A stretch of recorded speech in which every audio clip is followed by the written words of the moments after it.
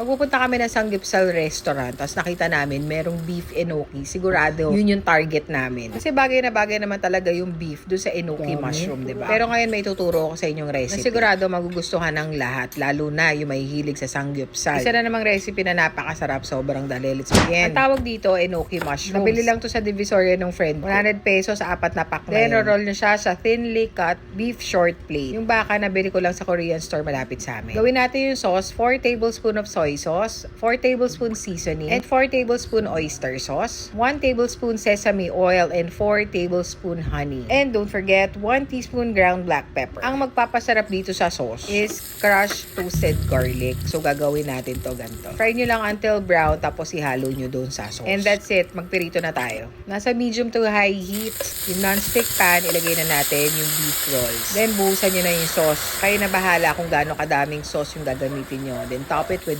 mozzarella. Mabilis lang tong lutuin. As in, minuto lang. Naglagay din ako ng leeks on top, pampasarap. And that's it. Sanggipsal sauce, na ituro ko na yan ha. Pag nag-enjoy kayo, comment Sanggipsal.